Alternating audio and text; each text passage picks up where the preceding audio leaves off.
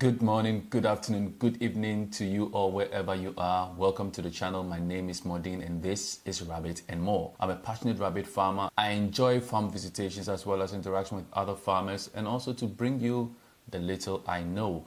I don't claim to be a professional to know everything, but I share the little I have gathered from other farmers so I can help you, help me build a better rabbit farming community for Ghana and anywhere across Africa and in the Caribbean. I think most of these places we share a lot of things together. Today, I'm gonna delve into the most common mistakes new rabbit farmers make. This could also apply to existing farmers, people who are already experienced and still doing farming. I don't shy away from making mistakes because it affords me the opportunity to learn and know better. So I think it is something you should also be doing. So talking about common mistakes in rabbit farming shouldn't be something that is a negative thing, but something that you should start learning and know better because it helps you in the end. Let's get into it, shall we? Today, it's even much simpler to become a rabbit farmer, but even more difficult, you know. Why am I saying this? A lot of farmers start by not doing any research at all. Research is very, very important for your rabbit farming. If you want to be a rabbit farmer, you need to conduct a research to understand what it is that you are doing. Basic things you can search will be the type of breeds, marketing, available resources, potential or frequent diseases that usually crop the space. And so you need to know which type of breeds you need for what type of farming you want to do, as well as understanding the type of food resources available in your community or where you decide to raise them. Do they have hay that is already prepared for sale? Do you have the grasses the rabbits like to eat on or feed on? Are there already concentrates on your market? How good is it? From experience with other farmers, what they would recommend would be the best for you to go to. Is your country a place where people like to mix their own feed and prepare their own stuff? If so, what formula do they use? These are all things you should start researching and understand before you go into rabbit farming. One of the issues a lot of people do not look at is what are some of the potential diseases that also can be found within the space of rabbit farming. You know, as a beginner farmer, it is very important you know these things, at least the common ones. Get to know them, get to know their basic treatments. If you're someone who wants to go organic, what are the best ways to solve those same problems? And if you want to deal with chemicals on your farm or medications on your farm, what are the best ways to go? You should learn all these things. Are you going to sell after just for other people to breed, or you're going to sell for people to consume? If so, every medication you apply has a withdrawal period. These are things you should learn and know about. And also finding out if there are authorities nearby, places where you can get information, either partnering with other farmers, tapping into their wisdom, tapping into their knowledge. This is all part of the research you need to do. Today, YouTube is also there available. You can read from research institutions. For example, if you're someone in Accra, University of Ghana, Legon will have a place for you to tap into it. CIS may be a place you can go and ask a few information. When you are in the central region, for example, you can also go into the University of Cape Coast and also ask a few questions on there, because I know they also have a breeding center as well as KNUST Kumasi. So these are places where you can find information. Don't be shy, ask, go there and then tap into it and get the information you need for you to be able to get a good start. As part of the research, it is very important to get a mentor, get a farm mentor, somebody who you admire, somebody who is in the space, who you enjoy his work. You see this person has a farm and you love the way they manage their farm, the way they keep everything, their record keeping and all. Get close to the person. Ask them if they can mentor you so you will be able to learn and ask questions as and when it pleases. But please, the fact that you have access to someone doesn't mean you should ask all sort of frivolous questions. That's why you have your phone. That's why you have the internet.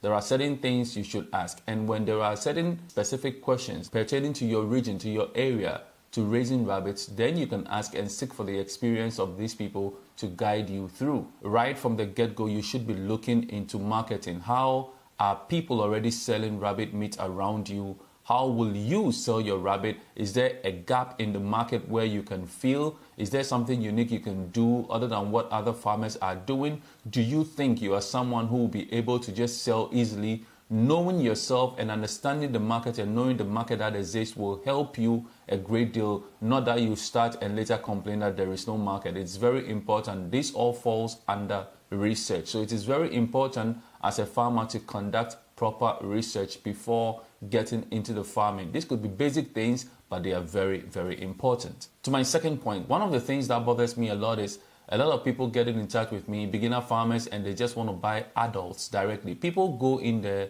some even don't consult anyone at all. They go in there, buy the rabbits first, and then start keeping them before venturing out to ask questions. It's a good move. That sometimes you want to start and get your hands dirty so that you start learning on the job. Is very good. But it is also important that you consult and know which ones to go for. I will personally not advise you to go for a matured rabbit or a pregnant doe. It is very important to get to know the type of rabbits you're raising, how they behave around you, get to know their temperaments and all. So I would always advise to go for something younger. Anywhere between 2-3 months or maybe even 4 months should be ideal. What you should be going for, learning about them, getting to know them and understand how they will gel on your farm, maybe the transition from the other farm to your farm, etc. These are very important things. And so do not rush to go getting adult rabbits, because sometimes you won't be able to keep it. You have limited space, yet you want to start with a pregnant rabbit.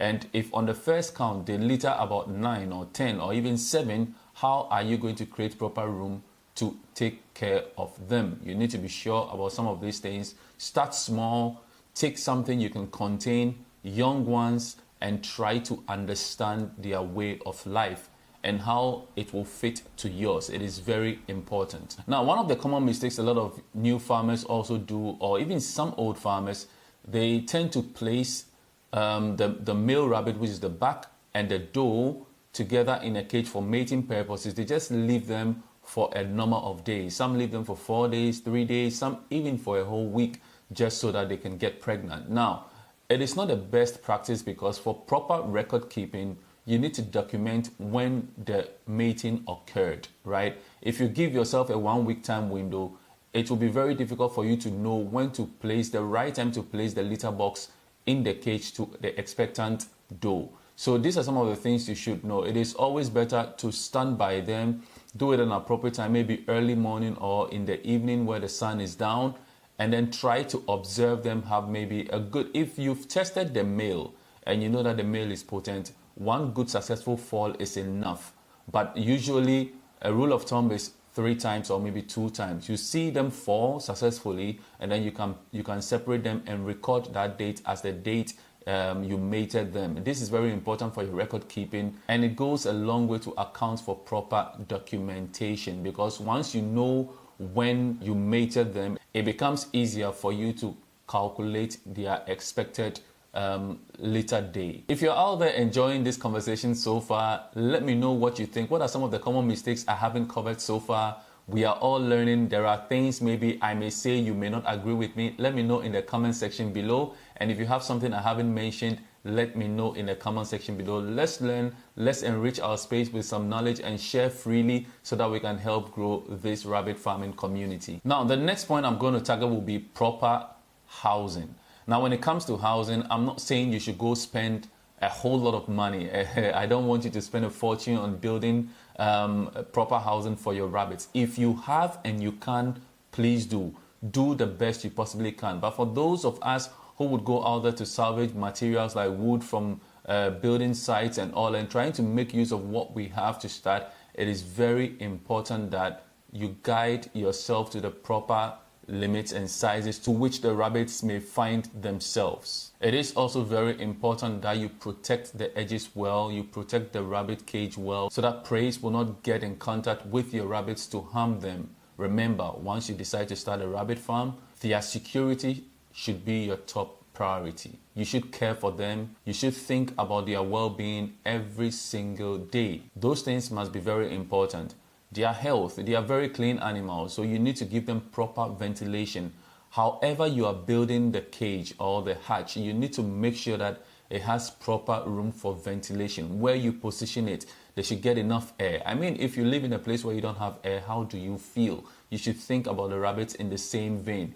Access to clean water. Keep the cages in a way that it's not dirty. If you're building with wood, make sure that it is built in a way that they won't defecate in the corners or urinate in the corners. That gets stuck over time because you would have to clean every single time. And if you leave it for some time, it will bring diseases and it will attract diseases on your farm, which is not a good thing. One tip I'm also going to give is that all in all, if you want to contact a farm or you want to contact a mentor or someone to guide you on anything you have, be very specific.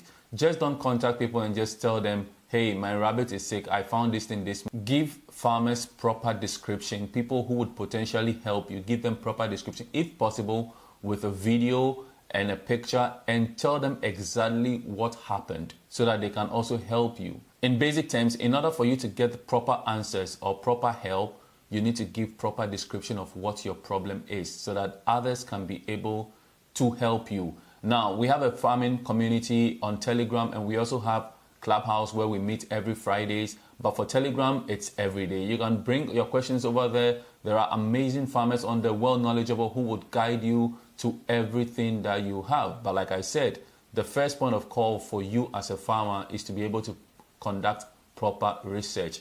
And today we have Google. In the beginning, I said it is easy to start a rabbit farming now, but at the same time, it is difficult. Simply because people do not like to research.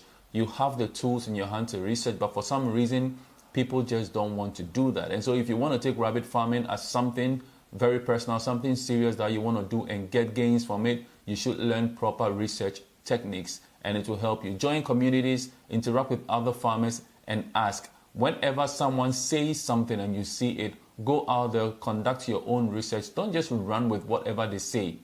Conduct your own research and make sure you know exactly what you want for your animals and your farm.